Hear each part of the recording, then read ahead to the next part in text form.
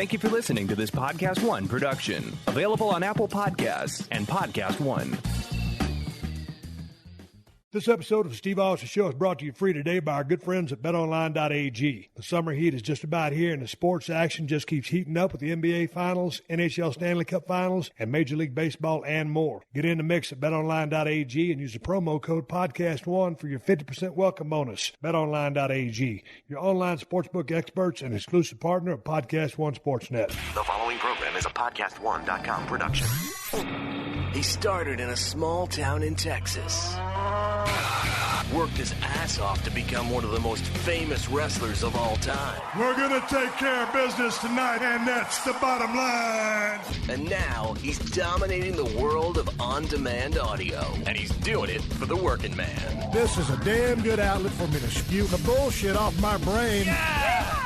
This is Steve Austin Unleashed. All right, everybody, welcome to Steve Austin Show. I am currently out on vacation recharging batteries, but just because I'm recharging the batteries, we still got business to take care of. In the meantime, we'll be playing some of the most requested Steve Austin Show classics that have been locked away in the archives. I got a great one for you this week, and here's my producer Sean to tell you all about it. How's it going, everybody? It's producer Sean with a classic episode of the Steve Austin Show, today being episode number 348 with show favorite C.T. Fletcher, original air date August 4th, 2016. This is one of C.T.'s 4 appearances on the Steve Austin Show, and as it would appear, he's done at least one appearance on the podcast per year since 2015. So for the past 4 years, he has appeared on this podcast. And with Steve coming back in a couple weeks, June 18th to be exact, we could definitely see CT being a guest on this show again, because CT and Steve have a lot to catch up on. CT Fletcher, of course, a world-class bodybuilder and powerlifter, founder of Iron Addicts Gym in Long Beach, California. CT Fletcher, last time he was on the podcast, I believe, he was about to undergo a heart transplant, and he is on the road to a full recovery, just appearing on the Joe Rogan podcast about a month ago, talking about his heart transplant and how things have changed. Of course, you can catch C.T. Fletcher on YouTube and his motivational videos, and he does talk about a film that he did with Goldberg at some point. Now, I couldn't find it on the IMDb, but C.T. did have a minor role in 2016's Batman v Superman: Dawn of Justice. So there you go. Also on this episode, Steve and C.T. talk about gym etiquette, cars, movie fight scenes, weight training, and a lot more. If you've heard the podcast before, C.T. Fletcher is what the Unleashed format is all about, so you guys are going to dig it. This day in Steve Austin history, today being June 6th, we only have one WCW entry from 1992 in Greenwood, South Carolina. WCW World Champion Sting and Ricky Steamboat defeated WCW US Champion Rick Rude and Steve Austin. We go to the WWF in 1996.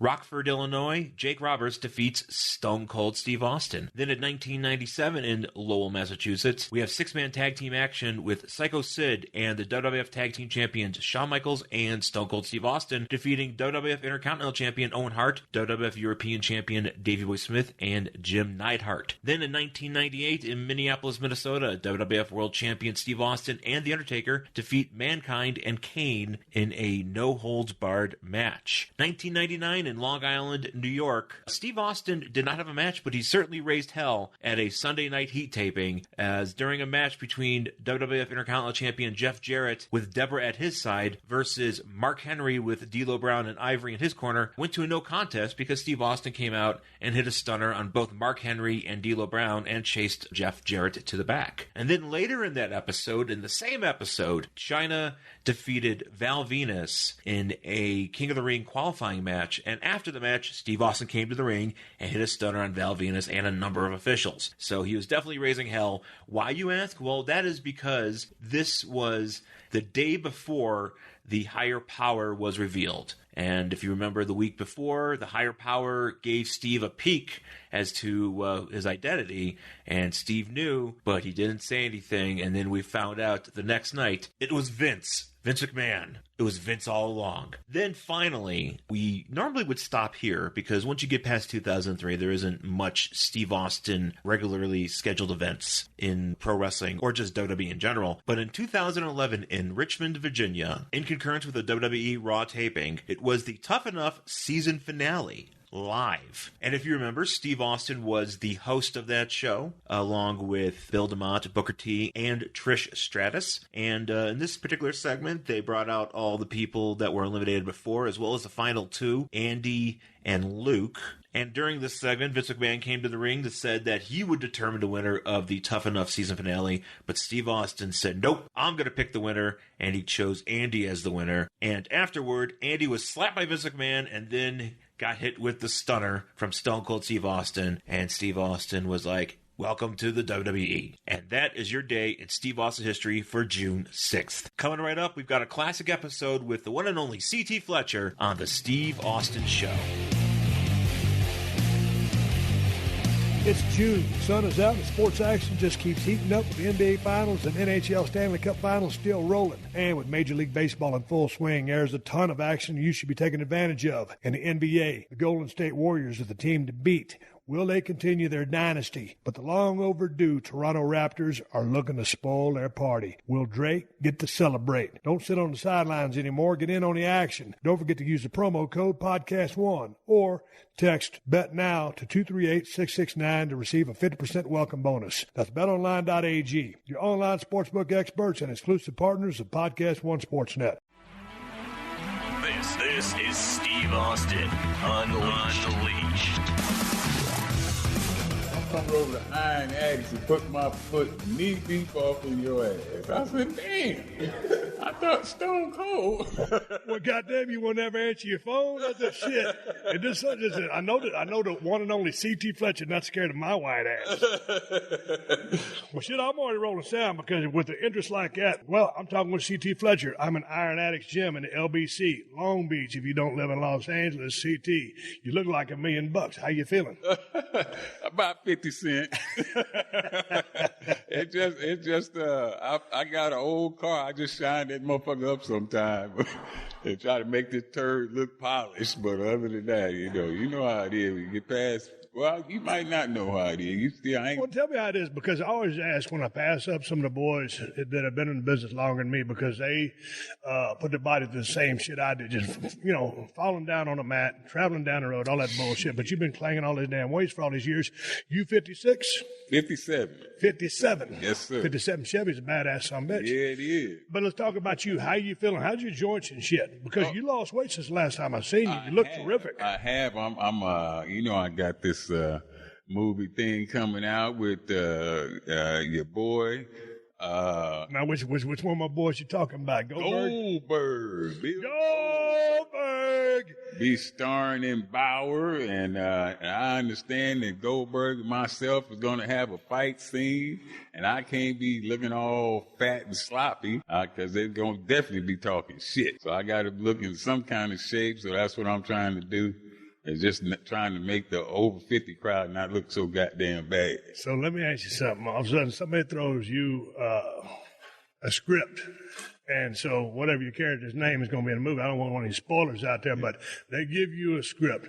Can somebody write lines and words for the one and only C.T. Fletcher, who has gained worldwide notoriety over the wisdom and 411 and all the bullshit that you got on your Twitter? That you have on your YouTube account? Yeah, well, Stone Cold, what they did, I talked to the producer, I talked to Bill, and they both said, we're going to give you these lines, but we want you to C.T. Fletcherize them. So they give it to me. They give it to me, but I can say it, my way. So I think we'll have a pretty good time. Okay, let me ask you a question. Is this movie going to be a PG movie or R movie? Because that's going to dictate how you're able to make those lines C.T. Fletcher friendly. Well, it may start out PG, but I guarantee you, as as Stone Cold would say. I guarantee goddamn to you, by the end of the movie, that motherfucker have a R, might even have an X on it. Who knows? Now you didn't call Bill up. Now what's this thing about? Is it about Bauer? Is he a cop or somebody or a detective? All I think I'm at liberty to say is that Bill is a badass and gonna be fucking up a shitload of extras, including my fucking self, in this movie. Well, my question was, since Bill asked you to be in the movie, I want to make sure I'm cool with the crowd here. You didn't say, "Hey, well, okay, Bill, I'll do it," but you got to write me in a sex scene. No, let's call it a love scene. Yeah, because all of a sudden, hey, you're a movie star. Is this going to be the first movie you've been in? No. I did about 5 real low budget movies. Dude, I've done my share of low budget movies. How low you talking? I've done my share of those. So you've been in a few. I've been in a few super low budget movies. You know, the only hardcore people, the followers, Iron Addict followers have seen them, and when they see them, they post them, and But I mean, I think we made the movie for about $500. That is low budget. Yeah. Let me ask you yourself. When I started doing some low budget movies, I thought, hey man, I got to be this character. Shit, I thought I was Daniel Day-Lewis, like trying to really be somebody else and I'm not. But, after I stepped back, and I don't really care to do the movies anymore just because I don't like memorizing shit. Yeah. And so, but my point is, I thought I had to be some character. When I look back, all motherfuckers wanted to see was me just basically being stone cold and fucking shit up. Exactly. So did you try to go all je ne sais quoi and Daniel Day-Lewis and make a character, or were you just CT? Well, for the brief few moments that I was in the Batman Unlimited Director's Cut edition, I didn't make the theatrical edition. I made the shit you buy on DVD. I was myself. And I actually had a couple of lines. I was so much myself, I had a couple of lines, and they cut the motherfuckers out. Because I was too much myself, Stone Cold. They said, all right, CT, we want you to ask the guy if he has any gum. That was my only line. Just ask him if he has any gum. But we want you to say it like CT Fletcher would say it.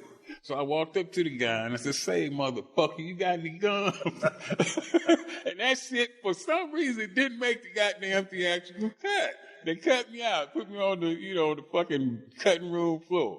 So I was a little hurt, but I did make the goddamn DVDs, and people, hey, CT, we seen you, and that was pretty cool. Well, man, where you guys going to film this movie at? Because I was just spending some time. I spent some time over at Goldberg's compound. I went over, I wasn't even planning on spending a night because I just want to get out of man's hair. But then we started drinking beer, and one thing led to another, so there I was. Yeah. And so he was telling me a little bit about the movie. Are y'all going to film that motherfucker in Georgia or here in Cali? I heard Louisiana. Oh, okay. I just knew. I thought potentially it could be somewhere in the South. So it's Louisiana. Yeah. So here's my thing. How long are you going to be on location? Are you in this whole motherfucker, or are you going to come down for a couple of days? I have, they told me I'm going to be there for a week. Okay. So they can shoot my shit in a week. It won't take long for Goldberg to fuck me up.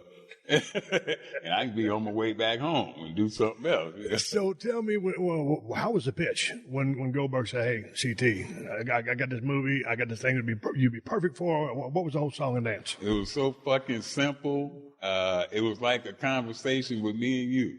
Hey, CT, I'm coming down to your gym to do a goddamn podcast. Let me know what time, Stone Cold, and my ass will be there. I said, hey, Bill, let me know when and where, and my ass will be there. Just like that. For me, 3 years ago, 3.5 years ago, nobody knew who the fuck I was, unless they was a hardcore powerlifter. So for Stone Cold Steve Austin, Bill Goldberg, they called me up on the fucking phone just 3 years later. That, for me, that's a fucking, it's like unbelievable. That's like living a fucking dream, man. I told you I wanted to be a professional wrestler. I told you that, right? Damn, I can't remember. I've been hitting ever so many steel chairs. I just remember I was here. Yeah. Did you go through any training? I sure did. I trained at Seaside Gym in downtown Long Beach. Who was training you? Oh, man. Ex-wrestler, and he was Lord something or Baron something. I don't remember, but the motherfucker had a cartoon face. I remember that much. So what happened? Well, I loved it. See, even I thought that I would be a real good fit because I think that everybody in there is big, strong, agility and all that stuff. But the promo, I thought the promo is where I would excel.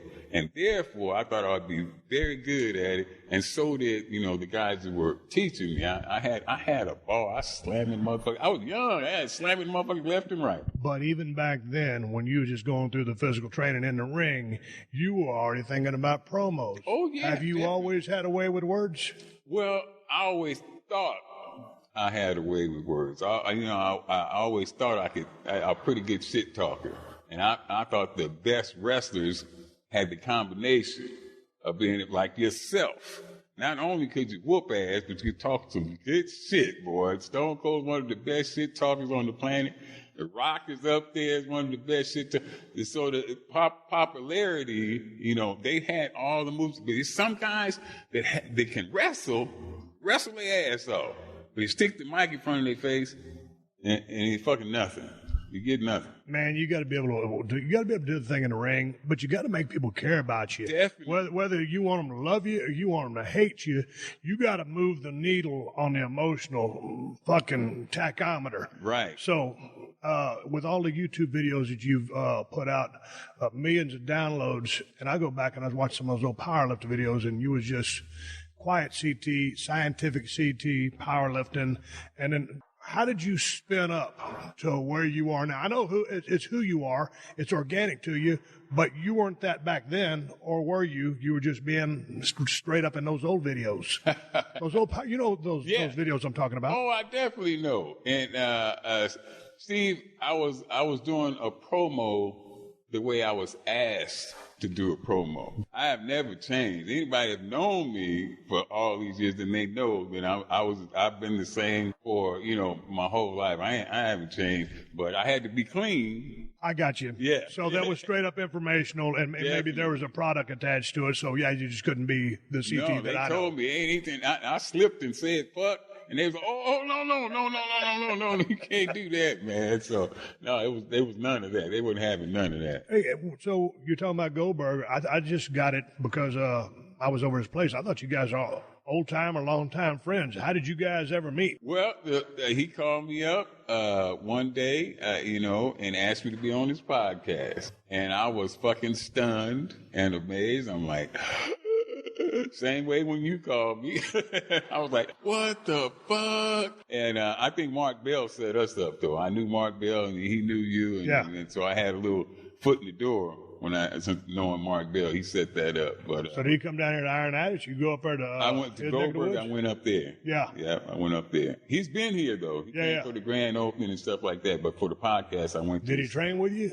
No. Dude, I was going to train with you, but I got this bad wing, so each time I come, it's my second time here, I gotta pass. Hey. One of these days, I got to bring my sorry, crippled ass over here in shape enough to train with the legendary CT Fletcher, so you can drop a bunch of 4-letter bombs on me to motivate my fat ass to get in fucking shape. Oh, my God. Can you handle that, or you going to puss out on me? Want that? Oh, wait a minute. Yeah, I just called him out there, rolled a video camera over here, called the man out in his own gym. No, wait a minute now, Stone Cold. Please return fire. I know you got something back for me. Oh, Stone Cold. Yes, sir, I should. I'm tickled now. Let me get it. Stone Cold called me a motherfucking pussy in my own motherfucking gym. Stone Cold called me a bald head pussy in my own gym. Ain't that something? That's what kind of hospitality is that? God damn it. Stone Cold, I tell you what, before you leave here today, I want you to do me a favor. Yeah. All right. Now, Stone Cold told me he's going to whoop my ass and shit if I didn't do the interview. So you see, I did the motherfucker, all right? He punked me and shit. Then just called me a pussy in my own gym. All right. Stone Cold Steve Austin, I'm laying down a challenge. I want to do a promo, unfucking edited, raw, no holds barred promo with Steve Austin. You heard it. I'm challenging you to a fucking wrestling promo. Your shit. You come in my gym, tell me all about my shit. I'm gonna go in your world, challenge you to a fucking promo. The best promo man in the business, Steve Austin, the rattlesnake, Stone Cold Steve Austin versus the fucking Superman from Compton. This Saturday night, Madison Square Garden, WrestleMania. Be there, motherfucker. You know they got WrestleMania 33 coming up. It's going to be down in Orlando, Florida. What about you and me? Oh, No. Fuck that. Fuck you and me. You and me got to be on the same side. Shit. Oh. We're representing Los Angeles. You by way of the LBC, me and the NDR, we're going to be a fucking tag team. Now, the question is, can the WWF find some motherfuckers that are tough enough or can promo with us to make a goddamn match that the people will be interested in? Because I know I can bring my shit.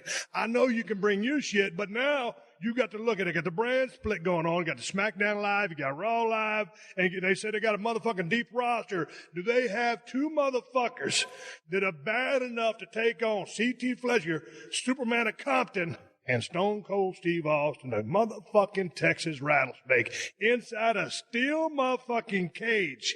Do you think they possess somebody of that caliber? Obviously, the answer is a strong hell no. You can't find nobody to fuck with us, but I double goddamn dare you to try, motherfucker. Vince McMahon, reach off in your fucking pocketbook and try to pull out a couple of motherfuckers to take me and Stone Cold off. You can't do that. You ain't got enough money to buy a motherfucker to take us on. Anytime, any place. The Rattlesnake and the Superman just kicking fucking asses left and right. God damn. All I can say to that is amen. Hey, now here's the thing, CT. When I called you a pussy a while ago, I did that with all due respect. I didn't even want to come in here and motherfuck you. I called you a pussy out of respect. So there's a difference, because if you call a motherfucker pussy, or like the other day I called CT, just straight up, to tell him the truth, I said, big bald-headed motherfucker. Yeah. Make sure to stick around after this podcast to get the latest headlines from the AP News Minute. Podcast One presents the Gigi Podcast with Rick Fox, Jace Hall, and Todd Roy. Log on to see the world behind the esports you love and find out what good game really means from the trio who's taken the business by storm. Whoopi literally goes, no, I agree with Rick. And she played Diablo. She plays Diablo. She's a gamer. That's how she's a gamer. Download new episodes of the Gigi Podcast every week on Apple Podcasts and Podcast One. This is Steve Austin Unleashed. I want to talk a little about cars. Oh, man, my favorite fucking subject, almost. Oh. What's your favorite? We'll save that for another time? Yes. Okay, I'm with you. Yes. I'll tell you about my three favorite smells. Let's talk a little about automobiles, because I took some pictures of automobiles out there in the parking lot, and I'm wondering if all these illustrious cars are yours. I'm sure that 90% of them are. See, that's why I ain't got no damn money. I spend it all on cars. Okay, now tell me about this. You got a black Corvette, and is that a candy apple red Corvette? Yes. Man, that's candy apple like a motherfucker. That thing is beautiful. The black one, is that a 71? It is. Very good. And the burgundy is a 56? The burgundy. I mean, the candy apple red? 62. 62. Yeah. I'm wrong on that one. I got one of them right. Dude, tell me about the 71 Vet. What's the motor? It's a 426 tri-carb. Not a 426, not 7? I'm fucked up. See, look at this motherfucker. Now I'm going to call him a pussy, and now I got to correct him on what motor he got in his car. And correct me on my shit. A 427 tri-carb. You're exactly right, Steve motherfucking Austin. Hey, where'd you find this car at? I bought that from a guy in Texas. And he owned it for over 35 years. He bought it brand new, and then he put the Mako kit on it. He babied it his whole life. And, man, when I seen it, I just fucking had to have it, man. I had to have it. So how long you had it? Oh, man, I only had it, 3 years, man? That's all. You drive it much? No. I don't drive none of them much. Why? Just because you don't want nobody to open up and go crash into them, hit it with the door, or what? I drive them, when I'm in town. But my greatest pleasure, I get the greatest pleasure from them for walking out in the parking lot and just being able to say, this is my shit. I have been so broke that I fucking, everywhere I went, I had to fucking walk. So when I said I get 2 nickels, I'm going to buy me a goddamn car. And then, I got a couple nickels and I just went crazy. And now I got a parking lot full of them motherfuckers. So you got some badass cars out there, but if you was had to name your dream car, maybe something that you don't have right now, your ultimate muscle car, whatever it would be, what would that one car be, or can you think of it? Oh, I definitely know. My all-time favorite car would be a Mercedes-Benz Uhlenhaut Coupe. And I bet you don't know what the fuck that is, do you, Stone? I don't know what the fuck that means. What does it mean, CT? Okay, everybody knows the Goldwing. Yeah. Okay, well, they made two of them, prototypes. They were called Uhlenhauts, and they were made for racing, and at the time they made it was the fastest car in the world. They only made two of them motherfuckers, so ain't no way I'm going to ever get one, but it is, hands down, my favorite car of all time. Now, when I go to Goldberg's house, man, that guy's a numbers freak. You know, option numbers. Same with John Cena. He's a car buff. He knows his numbers. Are you like that? You know all the options and the technicalities? Well, obviously you don't know because you had a 426 Chrysler motor in your Chevy. No, are you a numbers guy? You picky like that? No, my fucking vet got a 426 Hemi in it. No, you that is a custom motherfucker. you got me, man. You got me. No, I know. I'm not the expert that Goldberg is, and probably not Cena. I never met John Cena, so I don't know. But I am a fucking car nut, man. You know, when I remember being a kid, my dad bought a '69 Dodge Charger, and that motherfucking car, I think that's when it started. I was 10 years old. Really, I liked cars before then. I can remember, as a kid, every Christmas I want a fucking car. That was my toy. But when he bought that '69 Dodge Charger, that really I fell in love with cars. The dashboard, I fucking studied everything, the fucking smell of the car, every fucking thing. I love it all, man. Been a muscle car freak ever since. One last question about cars. I want to get to your thing. One of these articles I read about you on the computer. Is that a '70 Chevelle? Yes, it is. 396, same motor? It's a 396, exactly. How long you had that? Yeah, 2 years. You should ask my daughter how long. Well, you come over. CT, hand her the microphone. You want to sell that to a brother? Oh, man. Not right now. I went over at CT. I went over to Goldberg's house, and you've seen all them cars you got over there. Yep. And I went over and I lowballed him on every one over there, just to fuck with him. Yeah. It was kind of a joke, so I'm fucking with you. Hey, I got on to shifting gears. Let's talk a little bit about lifting weights because you got your gym here. I saw this article, and we talked last time I was here. One of the things I do remember was about, and I watched an old video of you training with Michael Hearn, and he came over to do your workout because Mike likes to hit a body part once a week. He just hits it heavy, low reps, and he'll take his time. He's a strong motherfucker. Oh, my God. But he came over here, and y'all did some penitentiary-style arm training. God, yes. And you swolled him up. Oh, I was feeling good that day. So I don't have, some days like today, for instance, the old arthritis and stuff get the best of the old man, and I can barely move around. But when I have my good days, I invite all them youngsters to come on over and try the old man out. Okay, well, since you're so old, I don't know if you remember this article, but you had C.T. Fletcher's 10 Commandments of muscle growth. One of them was train your mind harder than your body. Explain that. Oh, my God. I'm glad you asked me that for two reasons. The Rock has this thing out now where he wants people to send in videos to possibly lead on his Baller show. Nice show. I like the show. And he said, people send in your videos, and if you like it, we're going to use it as, the lead on the show, to open the fucking show up with. People ask, CT, you going to do it? You going to shoot it? And I said, no, I don't want to do it that way, goddammit. I know Stone Cold Steve Austin. I fucking know Bill Goldberg. Sooner or later, I'll get the Rock's ass over here, too. I don't want to have to. But if I was to make a video leading to what you just asked me about, the mind, it would be about the mind. If I shot the video, the mind would be the opening thing. Is what makes a mortal immortal? What makes a man into a superman? What does it take to separate the chump from the champion? What is it? Is it speed, agility? All of those things, as you know, will fail. They gonna fail you sooner or later. You gonna get old. You gonna get tired. They will fail. All this physical shit will fail. At one time, Stone Cold's the baddest motherfucker except inside the square circle. But I bet you can't do everything you used to do. I can't do everything I used to do. But I'll tell you what, goddammit. Stone Cold Steve Austin, CT Fletcher, you ain't gonna match our fucking will.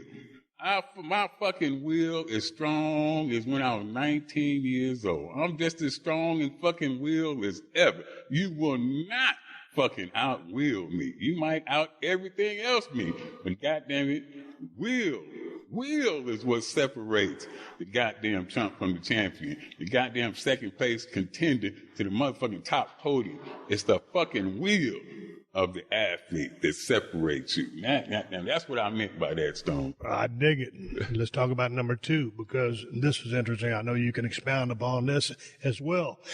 You say never accept someone else's limitations. Oh, man. So many motherfuckers, I know you heard this, Steve. So many motherfuckers will tell you what you can't do. Oh, no, that's just impossible. You can't do that. You got an injury. Oh, Steve, you'll never be back from that. You can't get back from, no way you can come back from that. It's just too debilitating. You done. Hang your trunks up. Shit. They don't fucking know you. No, you don't know. You can't tell me what the fuck I can't do. The only way, it's going to take me to tell me that shit. I don't give a fuck what nobody else say. You can't tell me what the fuck. You can't tell Stone Cold Steve Austin he can't do something. You crazy? I dig it. Talk about this. Pain is essential. Because I know you just can't lollygag up in the gym, go 10 reps like it ain't nobody's business, nothing hurt, put the motherfucker down, and expect to get anything out of it. So pain is essential. Please expand. It is essential. Any fucking birth. A woman having a baby is painful. But look what she get. Look at her reward for going through that pain. At anything with great reward, you have to suffer. You have to, so you got to go through some pain to get it. If you don't go through no pain, first of all, it ain't worth it. And if you take your punk ass in the gym, you spend an hour and a half in there and you ain't hurting, your ass ain't done shit. You probably was in there on your fucking cell phone for an hour and a half and thought you worked out. Before I go to the next one, you just touched upon a big thing. Everybody is on their cell phone these days doing all kinds of shit. I was just talking to Gabriel Iglesias, and every time I see someone riding down the road, if the other dude, if it's a girl or a guy riding in the shotgun seat, they're on the phone. If they're trying to cross the street, they just look for the pedestrian light, and they don't even look both ways. They just cross the road, they don't give a shit. Yep. So when I see all these people in the damn gym, if I'm on my phone, it's because I'm in between my set and I'm pushing the button to the next song or whatever I'm doing. I ain't fiddle fucking around playing Pokemon Go and none of that other stupid shit. I'm trying to get my business taken care of in the gym. But I see these people and they're either reading a magazine or they're just or they're on their phone texting to someone, or they're talking to the personal trainers, and they're just having a conversation. I'm like, if you ain't going to be in a goddamn gym to either fucking put up a hell of a sweat or go through the pain, what you talking about, all the pain you've suffered, you've gone through to push yourself to the powerlifting records that you set, to be able to achieve the notoriety that you've been through, it all sounds good. Maybe that's your form of therapy. If you want to go talk to a motherfucker and pay him $100 an hour to train your ass, it might as well be a shrink. Yep. But I don't understand people with mindset to do that, because you ain't getting shit done but wasting an hour of your life. Yep. Oh my God. Well, we exactly see eye to fucking eye on that one. It's just, as a broke ass personal trainer now, not a guy that was doing well. When I was a broke ass personal trainer, I first started out, I didn't have a 2-3 client, because they come to me and train once and I wouldn't see them no motherfucking more. Just because of that, I say, hey, look, if you don't want to train, stay your punk ass at home. You wasting my time and your time. Take your motherfucking $50 back, motherfucker. I don't need it that bad. I'd rather fucking go hungry. And send their ass on back home. They'd come there, oh man, and start complaining before we even started. Yeah, but I see it all the time, and more power to them. But then, on the end of the personal trainer, I'm thinking, man, you got to hold yourself to a higher level than that. But again, it ain't my racket to tell somebody what game they are. But number 4, you say listen to your body. How so do you mean listen to your body? Okay, people say, hey, CT, I'm doing same fucking thing. I'm doing the same fucking thing, same thing you told me. I'm doing the same exercise I see in the magazines, and ain't shit happening. Ain't shit happening. I don't see a fucking difference. What they are doing is mechanically going through the fucking motions. I mean, the Arnold and all the greats back in the day, they would always visualize in their mind how they wanted that body part that they were training to look. If I want motherfucking mountain peak biceps, I'm gonna visualize a fucking mountain peak when I'm doing my curls. If I want fucking quadzillas like Tom Platt's fucking ridiculous ass cartoonish legs, and that's what I'm gonna visualize. They only go through the mechanics. They go in there and do the same fucking thing over and expect a different result. Ain't gonna happen. But in listening to your body, and you got to visualize the body you want, but in listening to your body, I mean, yeah. as strong as the mind has to be, the pain. But at some point, if your body's saying, "Hey, bitch, you've been beating the fuck out of me. Maybe today I do need to take a light day." It's okay to listen to your body. Say, "Hey, chill out for a second." You know that is a very true point. And also, I have gone. It might be, and a whole lot of people are not going to agree with me. I've gone into the gym to train, and I did a particular exercise, and that motherfucker felt fantastic. I'm like, oh my God, every fucking curl felt fantastic. And you know what I did for that fucking hour and a half or 2 hours that I was there? I fucking curled. I didn't do another fucking exercise. I did the same fucking exercise for an hour and a half because my body kept telling me, damn, this shit feel good. And people, I mean, nobody, I don't know anybody else who's that ignorant, but that worked for me. Hey, before we go on to the next one, a lot of times when I'm doing my podcast CT over in the MDR, man, I got sirens and helicopters and fire trucks going by. There's a motherfucker just drove by here with a loud ass exhaust. I'm trying to make a goddamn award-winning podcast, so it don't matter where. I got a metal door back here rattling. I got a dude filming. I told him I ain't even ready to be on camera because I got a bad rotator cuff. I ain't looking like CT Fletcher. I'm about to take that camera and throw that motherfucker across the room and put my foot up somebody's ass, but I want to get this shit out of here. I'm trying to win a goddamn award with this podcast, and motherfuckers driving by here pissing me off. CT, I thought you run a tight ship over here. What the fuck? Hey, look, I closed the fucking gym. No, I'm just kidding you. I closed the fucking gym down for Stone Cold. You know you don't see no bunch. Look, that's me. That's a fucking ghost town up in here. CT. Hey, Stone Cold threatened my cameraman. Our nickname for him is Crazy Drew. So Crazy Ass Drew, and when he Stone Cold just threatened you, motherfucker, he got a close up. Stone Cold Steve Austin threatened you. That's why we call him Crazy Ass Drew. Because when Stone Cold threatened your ass, you don't get no goddamn close up. You step back. CT, but we're trying to get these motherfuckers to get in shape, and so one of your keys is you say don't let your body adapt. What do you mean by that? Constantly change shit up. Just constantly change shit up. Don't do the same fucking thing all the time, you ignorant motherfucker. Now, when you training somebody, and just like you said a while ago, is man, if you don't want to train hard, you might take your punk ass home. Yeah. But so you tell a motherfucker that, right? Oh, definitely. I mean, Steve, I feel like this. If I can fucking die 3 times and have my chest split open, got a fucking metal valve in me, and ask God, just like I just have a very low tolerance for pussies and whining and shit. I just can't fucking stand your fucking ass. So it's just, I'd rather see him go on home or get another trainer. I am going to borrow that, a very low tolerance for pussies. I'm going to borrow that, and when I say it, be it known that it came from CT Fletcher. If I'm going to steal somebody's shit or borrow it, I'm going to let you know where it come from. I will use that. Multiple angles are essential to growth. Like you said, sometimes if a curl's feeling good to you, hey man, you're going to stick with that curl. But motherfucker, what you're saying is you can't just hit that motherfucker from the same shit all the time.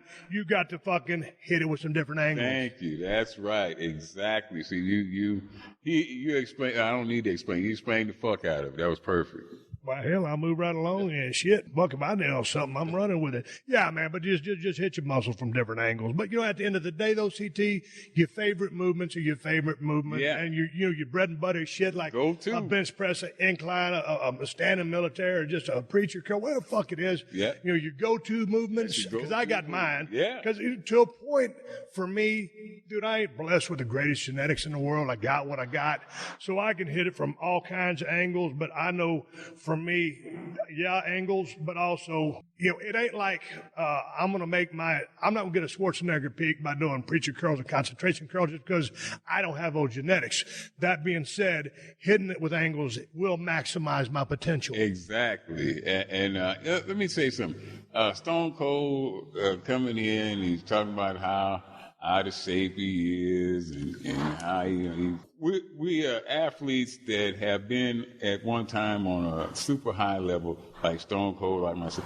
If there's any chink in our armor, we'll put that motherfucker up on a pedestal. And but this motherfucker step in the ring tonight. Don't let him fucking fool you. Stone Cold. I know how old he is. I ain't gonna tell you how old he is, but I know how old he is. Fucking damn sure don't look like it. Me and Stone Cold whoop all y'all ass.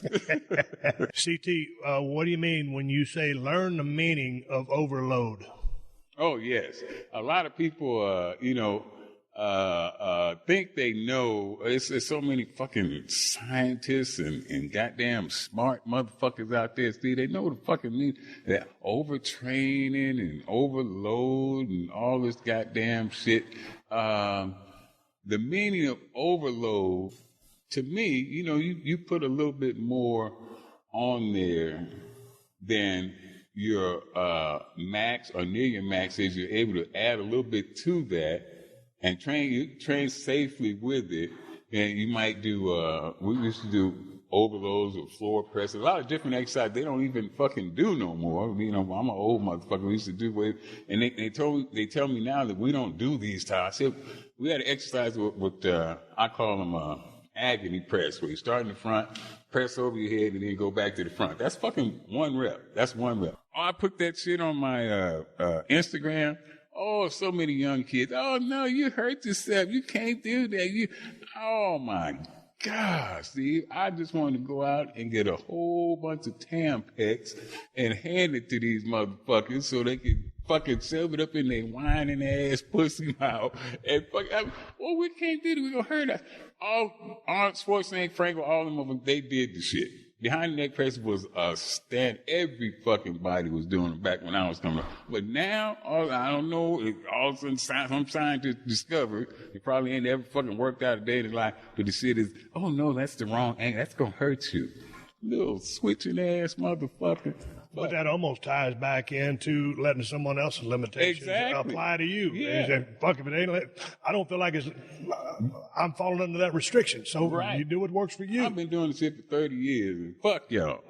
Hey, fuck y'all. Hey, number 9, talk to me about become obsessed. What the fuck do you mean? You know exactly what I mean. You can probably explain it better than I am, but to be... Yeah, but I'm interviewing you, so you break it down. Yes, okay. Well, to be the best at any goddamn thing. I don't care if you fucking flip pancakes, wash windows, cut grass, whatever the fuck it is. If you want to be the very best at it, the best of the best, you're going to have to be obsessed with that shit. That means when you lay down at night, you're going to be dreaming about flipping fucking pancakes. You're going to be dreaming about edging the goddamn yard and washing them fucking windows. That's obsessed. When you ain't doing it, you're thinking about doing it. And if you want to be the very best at any fucking thing, Stone Cold Steve Austin, he was fucking champion of the whole goddamn world, you had to be obsessed with that shit. I did get obsessed there for a while.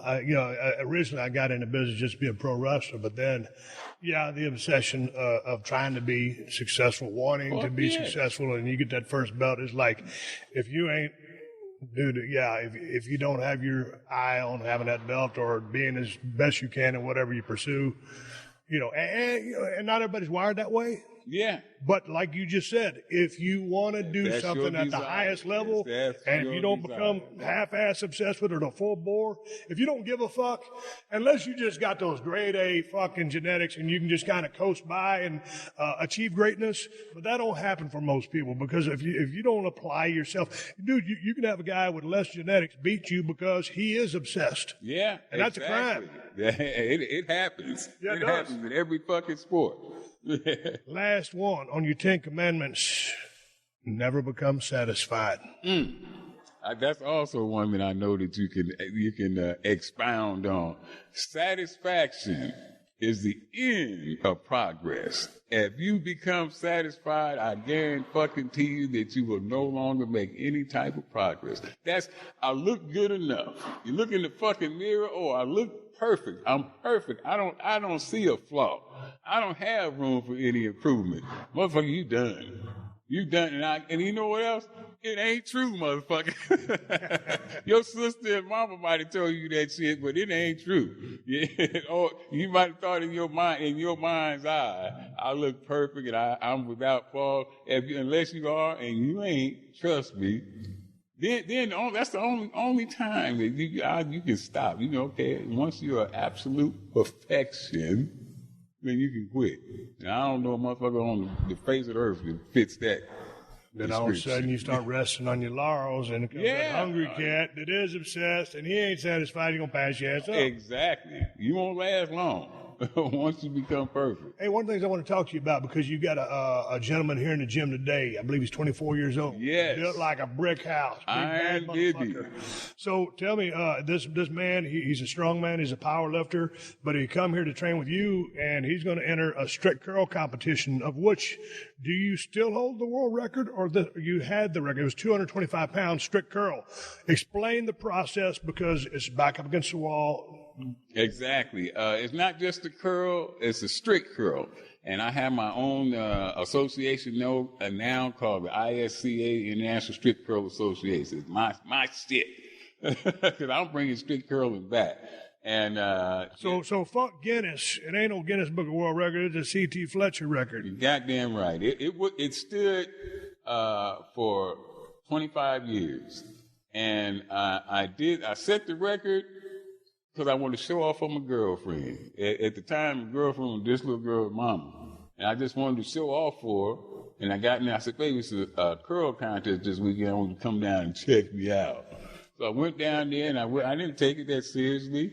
And but I wanted to get the trophy, give it to her, and show her what a badass I was. So I went down there and set the record. And I didn't want to strain. I didn't want to see me all ugly in the face and frowning and shit.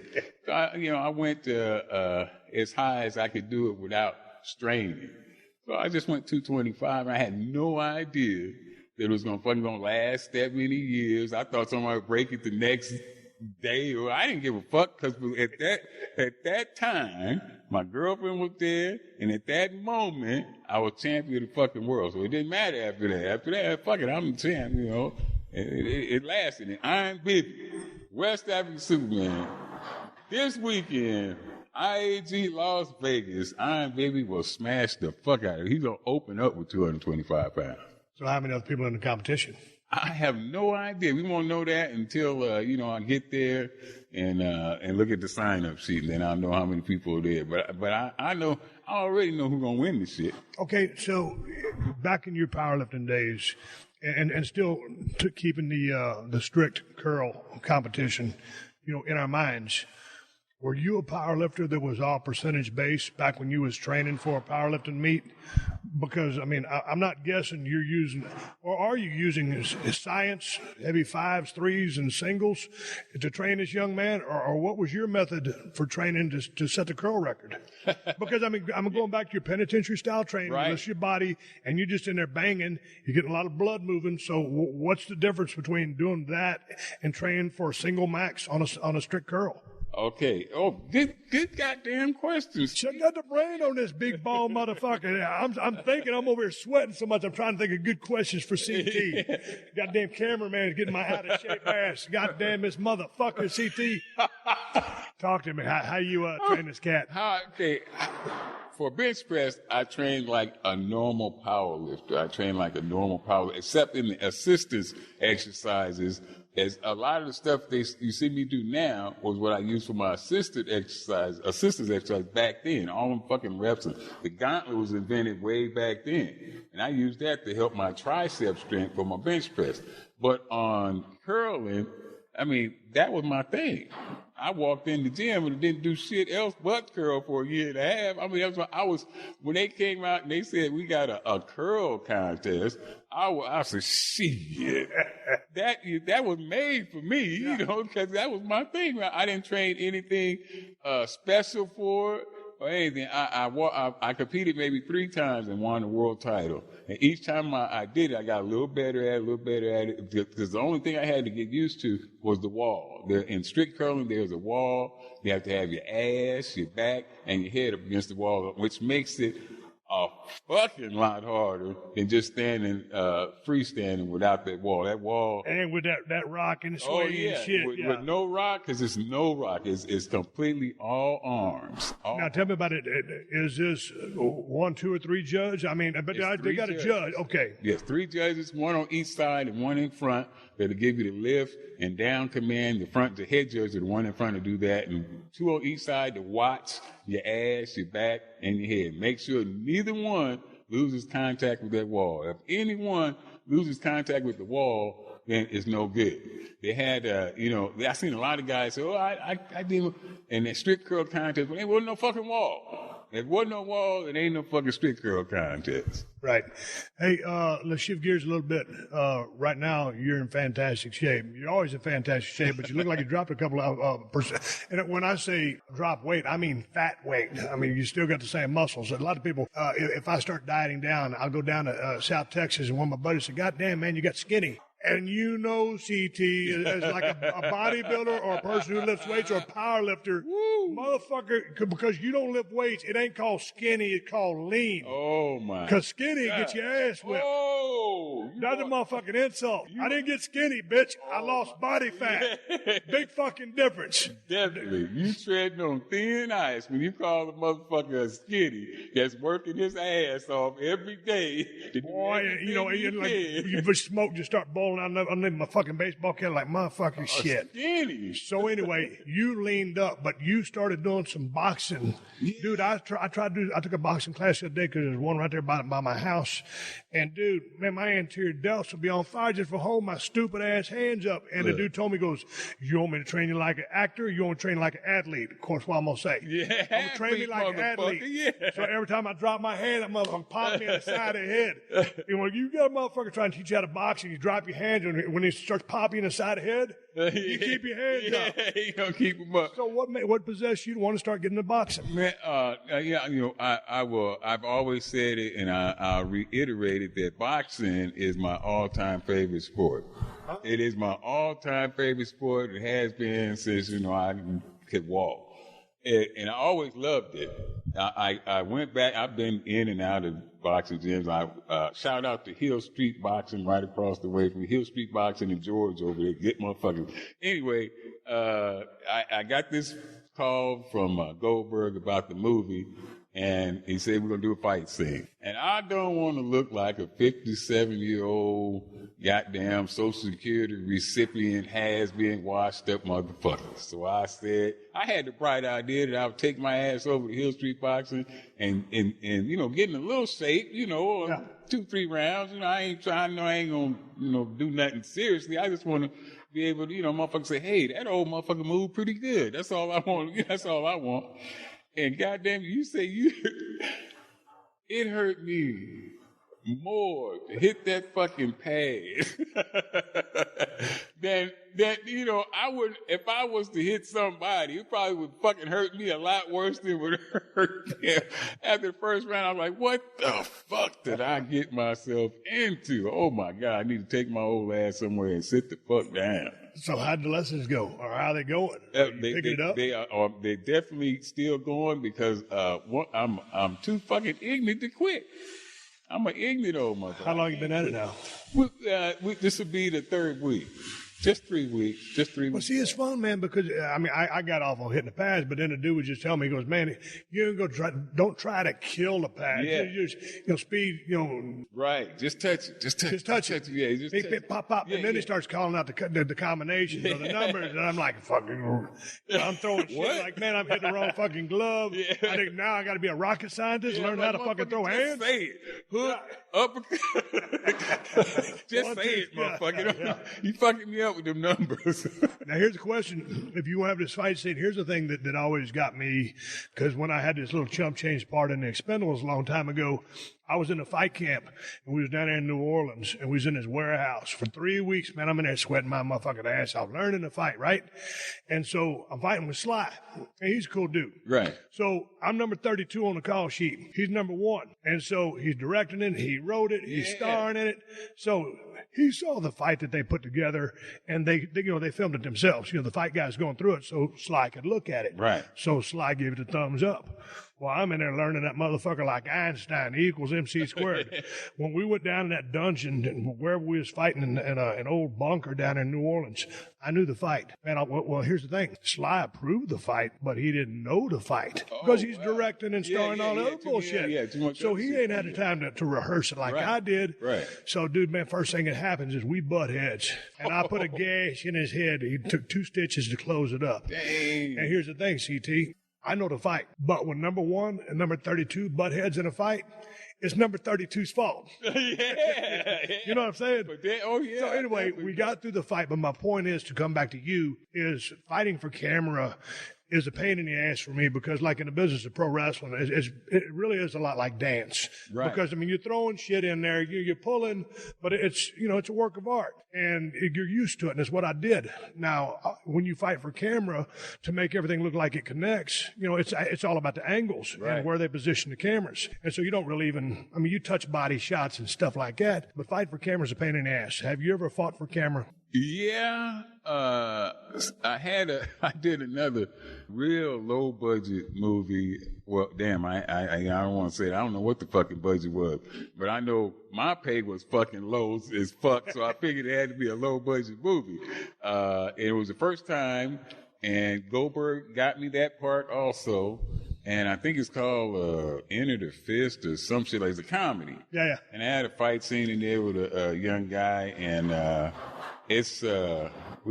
you're right. It's a lot different, and I guess that'll help me with this one. But we're fighting in the back of I can't say that. But anyway, it's a confined area that we're fighting in, so I don't have to move around too much. But the thing about it is, a lot of people that come up with they got a taekwondo background, karate background, person. What do they call them? Those little routines they call katas. Yeah, what do you call it? Yeah, a kata. Check out the brain on CT. But they already got a move set. Or like a boxer. I mean, like when you see them warming up, or the MMA guys, dude, if you got a routine or you got a kata, whatever you call it, you can halfway implement that shit because if you can remember that, then you can duplicate what a fight scene is. Dude, coming from where I come from, I had a big right hand from pro wrestling and a stunner, which ain't gonna apply to no fucking movie. So, it was really having to learn to fight for camera for me. And then because of my wrestling background, and dude, my footwork is just shits. So, like when you're fighting for camera, everything's got to be technical. So, man, I'd tell those motherfuckers in Vancouver, I said, dude, you want to shoot me high, shoot me close, waist up. We don't need to see my feet work because you're going to kill a fight scene. So there's an art to it. I tell you what, Condemned.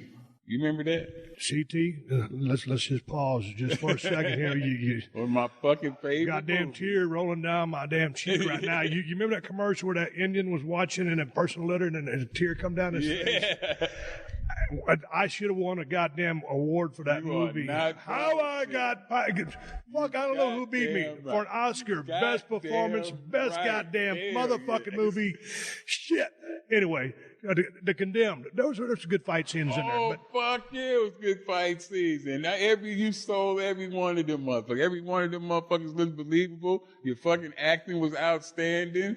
Well, I wouldn't go that far. I wouldn't go that far, but I will say, here's something that nobody knows. When those bombs blew up, those were real bombs. Dang. Those people actually, I'm kidding. What's the dude's name? Drew. Drew looked at me like a crazy motherfucker. He Drew thought, man, this motherfucker's serious. Yeah.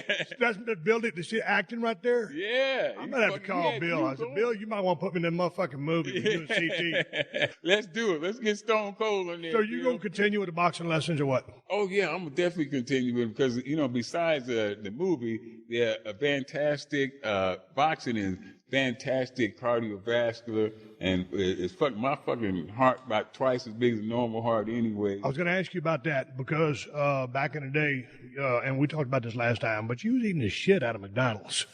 Oh, yeah. You was eating the shit out of it. So then you had open heart surgery, but you died 3 times. So we told that story. Yeah. But, I mean, like, how's your heart hold up now? Does your heart doctor say, hey, dude, because, you can take 220 minus your age, and then there's your maximum heart rate, and then you can get a percentage to do cardio if you were so inclined to do so. Does your heart guy say, hey, CT, with respect to this, you should be cool or don't do this? I don't listen to that motherfucker Stone Cold. Okay, now listen.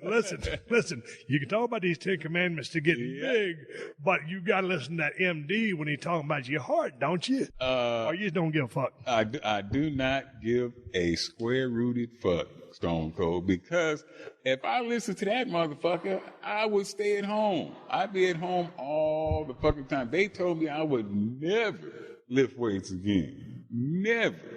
You a motherfucking lie. That's where that fucking wheel comes in. And I go in there and I see him now. I talked to the doctor who did my operation.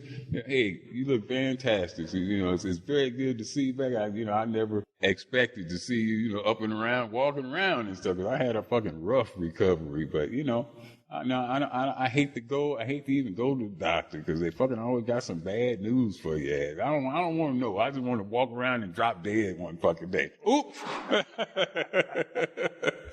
What are you doing for your training to get ready for this part? I mean, anything? Because you look great. So. Well, we doing the fucking boxing. That's the new twist. Got back in. This is the first time in 10 years I've been inside the boxing ring. We're doing the boxing and all the repetitions and all. We're doing just a little bit more of everything. And I have a secret weapon that I ain't telling about. Not too much. You're gonna hear. I'm breaking the news right here on Stone Cold's nationwide goddamn podcast that I'm coming up with my own Iron Addicts brand supplements.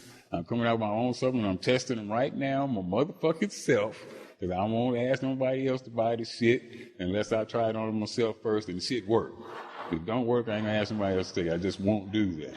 So I've been taking my shit. And let me make a correction. If I may be so bold, this motherfucker worldwide nationwide. We not confined to the United States of America, motherfucker. We around the goddamn globe. Shit. Well, I can't get shit right. World fucking wide. Excuse me, goddamn. What's wrong? What the fuck wrong with me? That's all right. It's your gym. It don't make a shit. All right, let's hear from our friends at TrueCar for supporting the podcast from day one. TrueCar knows that every car comes with its share of stories. That ding in your bumper from when you attempted to park somewhere in Los Angeles, or the gas you saved by taking a bus all summer. While you can't put a price tag on your stories, now with TrueCar, you can at least find out what your car is worth when it comes time to sell or trade it in. Just go to TrueCar. Simply enter your license plate number and watch as your car's details pop up. Then, just answer a few questions. Navigation, moonroof, power windows. This way you'll know how much of a hit it's going to be so you can plan ahead. Once you're finished, you'll get a true cash offer sent in minutes, which you can take to a local certified dealer to cash out or trade in. So when you're ready to experience a better way to sell or trade in your car, check out TrueCar today. True cash offer not available in all areas. And hey man, you're going to need some car insurance for that vehicle. Go to geico.com and in 15 minutes, you could be saving 15% or more on car insurance. That's right. Save hundreds of dollars on car insurance at geico.com. Extra money in your pocket? It may just be the most rewarding thing you do today. All right, I'm giving Sean a go-home cue, so let's wrap it up for this week. Make sure you check out PodcastOne.com and subscribe to The Steve Austin Show so you don't miss any of these classic episodes. Before I ride off in the sunset, I do want to throw out a couple of plugs. I still got a beer. It's the Badass Broken Skull IPA, the finest IPA in the United States of America, and that's the bottom line. Made by El Segundo Brewing Company. You can find Broken Skull IPA at Whole Foods and Total Wines if you live in Cali. If you ain't in Cali, you're probably SOL. And if you're looking to get a badass pocket knife, I got two for you. Cold Steel Broken Skull Knife, Cold Steel Working Man Knife. Get them at my Amazon store. Amazon.com/shop/Steve Austin, or go to the Cold Steel Knives website and check out all their badass knives. Also, one more big shout out to all my sponsors to make this show possible. That's how I'm able to bring this show to you free twice a week. Please support them because they support us. For more info, check out the podcast description to this episode for details. Folks, I am on social media, Twitter and Instagram, at Steve Austin BSR. Folks, I'll be back soon, but until then, my name is Steve Austin, and I will catch your ass down the road. Download new episodes of Steve Austin Unleashed every Thursday at PodcastOne.com. That's PodcastOne.com.